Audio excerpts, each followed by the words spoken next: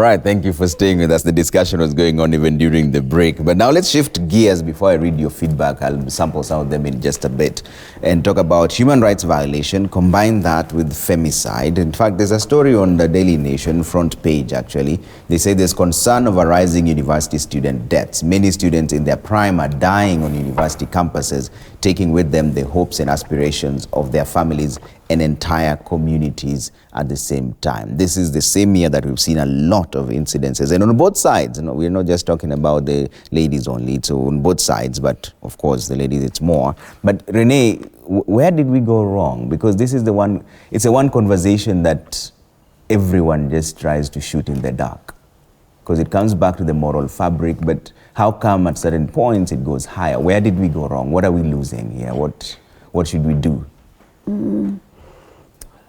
I cannot, in all fairness, suggest that I would know the answer on where we went wrong.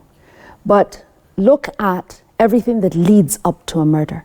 So there is usually, you will find that there is a history very often before one gets to the place where lives are being lost. If you look in the case of student deaths, as has been highlighted in this report in the Daily Nation, then you'll see that there's not just a worrying trend on students' deaths, but there's a commensurate trend on safety in universities, colleges, and campuses.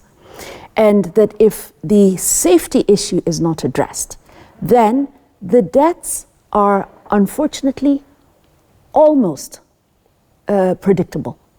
Of course, I was back with you earlier on in the year, in fact, almost just about a month ago, talking about the issue of the unrest that had been highlighted at JKUAT University, and that is endemic across our campuses. If a young man or a young woman is not safe at the age of 18, 19, 20, 22, when they are at the highest institution of learning, when they are in an enclosed environment, when they are in an environment that is fairly secure, then the question we should be addressing, even while we address the causes of the death, is why is there this level of insecurity? Yeah. Okay.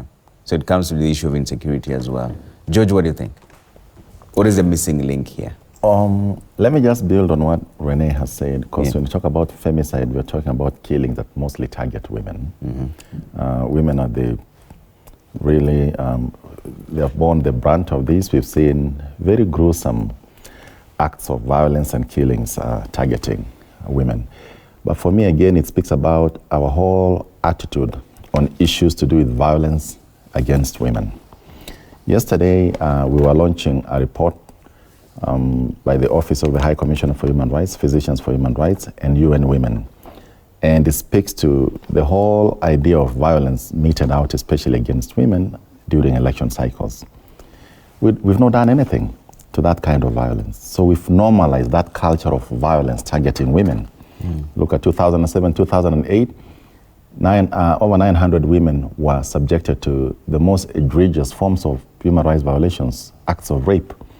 No accountability for that. 2017, 201 women were subjected to these acts of violence again. No accountability for that. So if at the highest levels, in fact, what Renee is saying, and the people are supposed to be the protectors, the providers of security, are also complicit in these violations, I don't see an attitude change from the law enforcement officers to really go out there ruthlessly and ensure that those who commit acts of femicide are brought before our courts of law and that they are convicted. So it's also a whole attitude and our perception on issues to do with violence against women and how we address them. Even with the domestic violence, Prevention of Domestic Violence Act in place, that hasn't stopped all these acts of femicide going on. Yeah, how much of this comes back to the family unit? Because I hear that concern a lot of times. Well, the family unit has something to do with that also, because again, at the end of the day, the families have, instead of growing up, we knew the family as the nursery. Yeah. This is a place you go to be nurtured. It's a place to go to get a sense of love. This is where you go for direction. You had a whole host of people talking to you and telling you how you need to grow up as an upright young man or an upright young woman. That is not there. We are seeing police committing suicide because they are in very hostile conditions. The universities have become hostile. They're no longer citadels of learning. and they become really hostile and all this. So it's the family, it's the institutions, and the conversations we have in these spaces. Okay. Sheila? No, I think there's a high concern. When I last read a report, recent report, that about 8 women are killed by their spouses or someone they're in an intimate relationship every month. And by last November, we're talking about 82, around 80-something women who had been killed. I think that's very high, and we need to talk about maybe, the gender norms, our perceptions about masculinity. Does someone have to exert force to be able to show authority?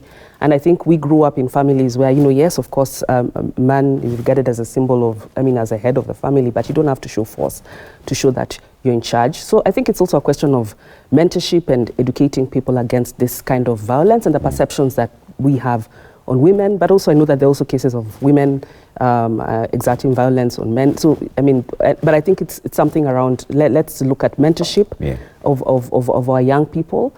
And on the issue about safety in universities, it's a big concern, but I think it largely stems on the high intakes that we're currently seeing. I know the university student population right now, we're talking about 800,000 yes. against a bed space of 280,000. Why do we admit all this? I know there's a question of how many people have access to university education, but we should have looked at the basics. Yes, we want to admit more students, but do we have spaces in the classrooms? Do we have spaces to accommodate these students? Because a lot of these students have tried to follow the trend of insecurity in universities. A lot of these students are living outside campus, and yet they have been taken into the regular program. So in our days, we would be accommodated within the university. So here they are, staying outside the university in some very insecure places, and the university has taken no responsibility for where these students are coming from when they come to uni, where they're staying while they're in the university. So I think also the institutions of higher learning, the Ministry of Education, should also take responsibility for where our young people are staying while they're in campus, and ensure that there's a safe environment for them to be able to learn. Okay. Kevin, you've been traversing these counties, and I know this conversation has come up. What do they say is the problem? So at County Governance Watch, we have a program called the Defend My Future campaign, which is largely around safety and security, but narrowed down to preventing and countering violent extremism. And this is from a background that most of those who are being recruited into violent extremist groups are university students or young people in institutions of higher learning. And what you actually asked has been the question, so why are we much more lucrative to these violent extremist organizations, individuals or groups? And they say it's basically about our needs. And I think Sheila has brought in the aspect of closely knit relationships. And so for a young person who is joining a university, and these are conversations that they even have within their WhatsApp groups, because we have many WhatsApp groups for almost 33 universities around the country. And the conversation has always been around how do you get admitted into a university, how do you get your hostel, because you really have to know somebody to get, and even within the university, there is a manner in which there is a posh place where when you live in that particular area, you're considered different from the other people, and then there is a sponsor issue, Mercedes-Benzes that drive, and they can post them, including number plates that drive into the universities late in the evening, and who is being picked by who. The university students know these people. So to an extent, therefore, Trevor, there is a question around peer pressure and the desire to live a life which is really not from your family, and your dad cannot sustain it, your boyfriend probably may not be able to sustain it. And so here you are, and your friends are going for a bash somewhere in one of those areas, and you're wondering, how will you get the 4,000 shillings, which is a contribution for you to go and be and feel accepted, So you want to push your boyfriend or your sponsor who probably has nothing. And so this gentleman has to try and find out, how do I make sure that this lady, so that I feel like I love her and I protect her, and that we're actually in this thing together. And likely you realize that pressure piles up, and you find a venting ground. And in most cases then, you realize that if you cannot be able to get it, and that affects even your class or lecture attendance. These are actual conversations you're having with the These are actual conversations that are happening. And they say this is what's affecting them. Because, for instance, the case of Moi University a month ago, It's not possible that university students will demonstrate over killings which the police cannot account for. And so that brings me to a point which I think is important, that the Inspector General of Police should work with the Ministry of Education to ensure that, for example, we have physical police posts in universities, and that awareness is enhanced so that students can even be able to walk into, other than the offices of deans of students and career counselors, they can walk into an actual police station and say, by the way, so-and-so picked my friend and she has not come back 2 days now. We don't know where he or she is. And that investigations can then begin. And we find people's lives getting saved. The other issue is universities today, and I think this was a directive by Q, that still on the background of preventing and countering violent extremism, that we need to have biometrics so that when you're getting admitted into a university, you go and we're able to track you as you walk around. Which course are you undertaking in the university? What does your timetable say? So that when your HOD is seated in his or her desk, she can easily log into a system and check. I have 40 students, but I can only see 16. Where are the other 26? Because then that also helps us to, to track what actually is happening in the university. But then largely is, I think, what most of us are talking about, which is mentorship. I think most of our universities, even at the secondary school level, because now our brothers and sisters and probably even children are on holiday, no one is talking to them about real life issues. How do I identify a good boyfriend? Because for us, at least from where I come from, my mom used to ask me, has anyone written you a love letter? Have you come home with any letters from any ladies from XYZ? Because during those days, the kind of school I went to even had a particular high school, of a particular girls' school, for which the girlfriends would be identified with. So you'd be told, no, we wachana nae, tafuta msichana kutoka shule kama hii. Now, those are not conversations, Trevor, which are taking place today. But it's because of the context and the environment. We have WhatsApp today. We have Instagram. We have Twitter. We have Facebook, where anonymous people can inbox you and you have a conversation. And they are really able to sway your mind and brainwash you and sway you into a direction which you really do not want to get to. All right, Bishop. Yes, I'm glad that a lot of that, many issues have actually been raised by my colleagues on the panel, but I would just highlight some of them. The first, of course, is parenting. We have a parenting issue, and in fact, I think even the BBI tried to address a parenting issue. The first and foremost, the time invested. How much time are the parents investing in the children? And we are back to the same thing, that we are in a rat race and everyone is trying to get money, trying to get so as to educate. But really they're not educating, they're not investing time. We have a lot of these TV nannied kids who are the ones who are now in the teenage age, who all that they know about life comes from either TV, Instagram, their peer WhatsApp groups, or whatever other social media avenues they have. So I think the parenting issue of time invested, engagement, friendship, and the moral fiber that is brought about by parenting is absolutely important. There is where we lost it. We have substituted parenting with just giving them a good social status. Then there is also lack of moral parameters, especially in our higher institutions. I would say institutions of learning, and of course, women are more vulnerable, so they're the first victims, unfortunately. But I also would want to say, I think we've failed in educating the boy child in some areas. What we call civility and gentlemanness and the care and the respect to the women is something that is actually lacking amongst our youth. And that's part of parenting, and that is part of mentorship.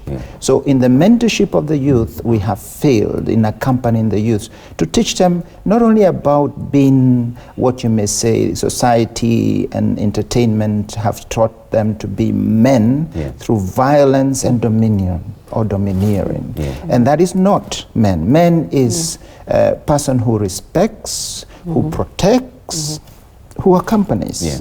But what about the role of the clergy? Because there's also something that has come up several times. Can the clergy today stand in church and tell a woman or a man who is already married in front of the church that if it is not working, walk away without being judged? I think no, because precisely the institution you must defend is a family. But doesn't that enable people to go to No, the I streets? think it's the other way. I think you turn it on its head.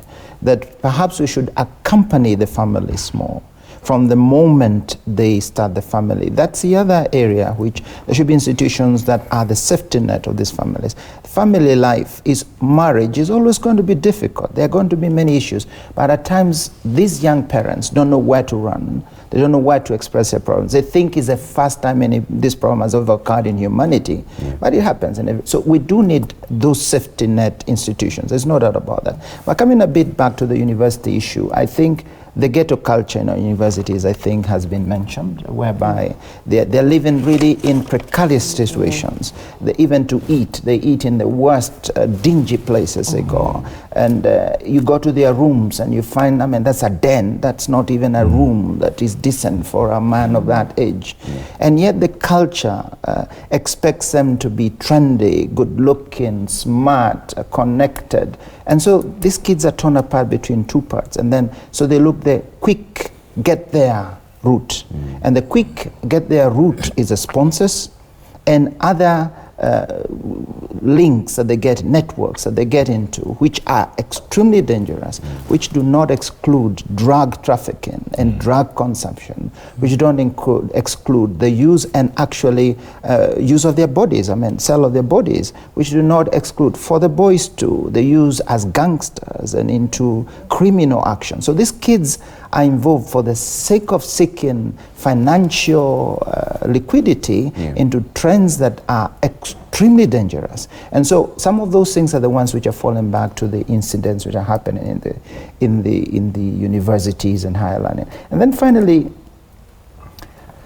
I like the idea of the police in the university, but I think we should step back 3-4 steps behind and realize our universities especially are places where by nature and by history, police are not trusted at all. And you are inducted into a culture that these are our enemies. And that culture is very difficult to change. So we must look for another solution other than just having police in uniform working in our universities. That's the most dangerous thing you do to the police. Okay. But other than that, you have to look for other measures. I know we can't have prefects in the universities, but we have to look for monitors or chief mentors or persons who are in charge, just not the SONU or the university representation. There should be something, a welfare, oversight kind of group that looks around and tries to address some of these things beyond the university representation. Right. I think we should look for out of the box, because the police, I do not think, will be very welcome in the campuses easily. Okay, I'll take another quick break. Renee, I know you have to jump in, but I really, yes, at some point. Okay, let's go into break, but I think we really must address what sounds at this table, and I'm sure it's not so, the justification for violence through the use of trends, social media, perception, and other things. Let's go into the break. When we come back, I'm quite happy to address that. All right. That's really taking us to the break. We come back and talk about that in just a bit. And also talk about the issue of drought and floods that have happened in the same year, but this time it's just advice to the government. How do we ensure henceforth? They themselves say it's a terrible new normal, but how do we come out of it? How do we plan better for it? That in just a bit. Also keep your feedback coming. 22422 is the SMS line at Trevor Mbija, Citizen TV Kenya, #Daybreak. See you in just a bit.